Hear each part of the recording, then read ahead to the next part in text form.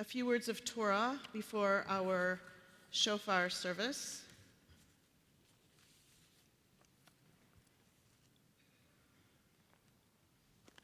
It's quite possible that the passage that we read from Genesis this morning, which I hope you read along in the translation, it's quite possible that this is the first time ever that this Torah portion has been read on Rosh Hashanah in this congregation. I say quite possibly because I know never to say never, but it might be never. That is because our previous High Holiday prayer books, Machzorim, didn't include this portion. You might remember the red Gates of Repentance. That one offered two readings, the Akedah, in which God puts Abraham to the test, and the creation narratives. For nearly 20 years here, we chose to read and to focus on the themes from the creation narrative. Our new Machzor, our new High Holiday prayer book, with its inclusion of the traditionally prescribed Torah readings, and by traditionally prescribed, I mean those established by our ancient rabbinic sages a long time ago, the inclusion of these portions opened up new possibilities for us here. So this year, we read from a story new to us. Just as we begin a new year, we read a new story in anticipation of our new stories, the new stories that we will live this year. There are new faces on the bima this year, including that of this congregation's first ever full-time cantor, Cantor Toby Glaser. There are new faces in this room as well. New stories will emerge in our own lives, new opportunities, new relationships, new ideas and experiences, new opportunities and new challenges. The Torah readings we chose to read this year challenge us to think in new ways, to uncover new truths for a new year. We turn the page, we read a new story, we start anew.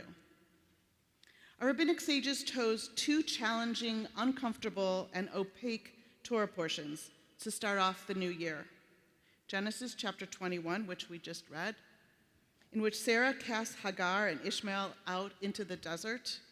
And then tomorrow, for the second day, chapter 22, we read the Akedah, in which Abraham responds to God's call to sacrifice his son Isaac.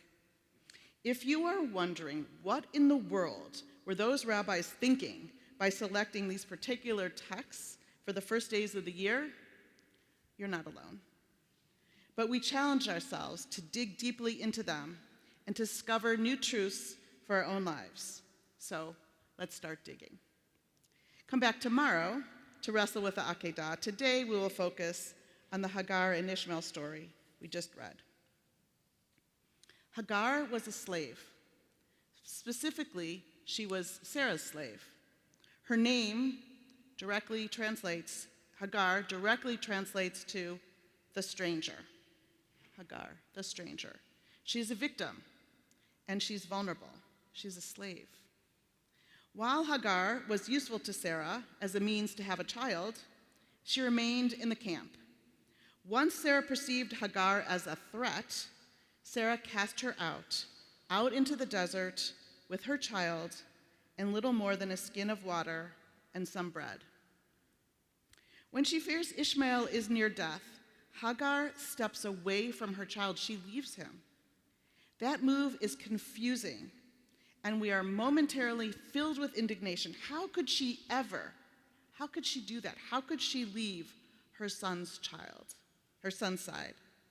But then we understand, Hagar is a slave. A slave is powerless by definition. And then, finally, after she is totally given up, an angel calls to Hagar. She looks, and there's water. Was the well there all along? If it was, why didn't she see it?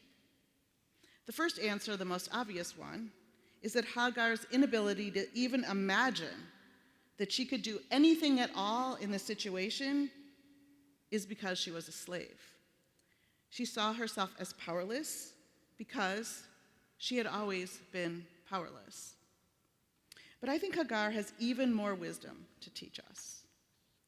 Rabbi Alexandra Wright makes a fascinating observation. This is so new to me this year. She writes, "Few realize that Hagar's story is, in fact, a powerful inversion of our own story as foreigners in Egypt, expelled into the desert with little more than the dough hardening in the sun on our backs.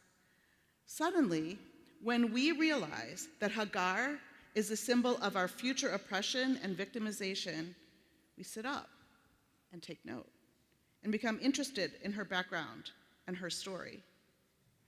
I find this idea that Hagar is a symbol of our own future oppression to be fascinating and a brand new idea. We will eventually be enslaved in Egypt for 400 years. We will be beaten down like Hagar. We will become strangers, powerless victims of oppression. And then years later, even after our dramatic exodus from Egypt, the powerful revelation at Mount Sinai, and daily reminders of God's protection, the manna that fell every day, it will take 40 years of wandering to shed the slave mentality, to learn what it means to be free. I'm going to share a story. This version is told by Rabbi Ed Feinstein, and it illustrates just how hard it is to shed the mentality of being enslaved. Shlumiel and Buz were among the many Israelites who left Egypt. Rabbi Feinstein reminds us that one thing to notice about slaves is that they never look up. Their eyes are always cast down. And as slaves for their entire life, Shlumiel and Buz had grown up, so accustomed to looking down that they could no longer lift their eyes. When Moses took us, so the story is told as us, because remember, the Haggadah teaches us that we are to see ourselves in this story. When Moses took us across the Sea of Reeds, we all witnessed the great miracle. The sea parted, and we escaped from slavery. But still, Shlumiel, looking down, as slaves do, asked Buz, "What do you see?" "I see mud," Buz responded. "I see mud too. What's the big deal with freedom? We had mud in Egypt, and we have mud here." Later, when we stood at Mount Sinai to accept the covenant between God and Israel, Shlumiel asked Buz, "What do you hear?" Buz answered, "I hear someone shouting commands." "Yeah, I hear commands too." "What's all this about Torah? They shouted commands to us in Egypt, and they shout commands here too." Finally, after wandering 40 years in the desert, we arrived at the promised land, the realization of our most fervent hopes. Buz asked Shlumiel, "How do you feel?" "My feet hurt," replied Shlumiel. "My feet hurt too. They hurt in Egypt. They hurt now." So Shlumiel and Buz turned around and began walking back to Egypt. Some say they may still be walking, wandering, looking down at the rocks and sand, and complaining to each other.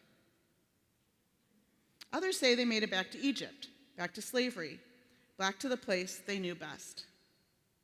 Still others say they've seen Shlumiel and Buz, or maybe their descendants, walking among us, living right here and right now, wandering about with their eyes cast down, missing all the miracles taking place around them all the time. Are we the great-grandchildren of Shlumiel and Buz? Are you and I too looking down, getting stuck, feeling stuck? Do we tell ourselves that's just the way it is, and that we are forever just the way we are? I don't know, that's just the way I am. Perhaps we can learn from Hagar, from this stranger, but also our distant cousin, because Ishmael, her son, is understood to be the father of Islam, and those are our cousins. Can this new for us Torah reading and Hagar, the stranger, teach us about the power of looking up, or what can this story teach us about the power of looking up and looking forward? Can Hagar, the stranger, teach us about the potential for growth that comes from turning to a new page, to the beginning of a new year. The last word of the Hagar story is that she does have agency. Unlike Shlumiel and Buz, who, because they only looked down, didn't really leave Egypt, Hagar looks up, and she sees the well of water. When Hagar looks up, she saves the life of her son, and maybe she even saves her own life. And now, because we challenge ourselves to turn to a new page in our Machzor and to read a new story, we have a fresh, new, and refreshing way to look at Rosh Hashanah. Rosh Hashanah can be understood as a 6-month reminder of what it means to be free. In fact, leaving Egypt is essential to Jewish theology and essential to Jewish identity. We remember Yetziat Mitzrayim, we remember the Exodus from Egypt all the time. It's in Kiddush, on Shabbat, on holidays. The Micha Mocha celebrates it, and we devote an entire holiday, Passover, Pesach, to it. So maybe when we feel stuck, we might remind ourselves that we need not walk back into Egypt. We are no longer enslaved, not literally, and not to our past selves. When we look down, we hold ourselves back. When we look up, we look anew. I have a friend who posts photos of looking up, the tops of trees, green vistas merging into blue skies. She happens to live in the Pacific Northwest, so she posts mountains. I suspect that her images are meant to remind us to keep looking, to keep actively looking for new sources of inspiration, for possibility, for new ideas. On the first day of the new year, we look with optimism, with hope, and especially the knowledge of our own agency to see what is possible.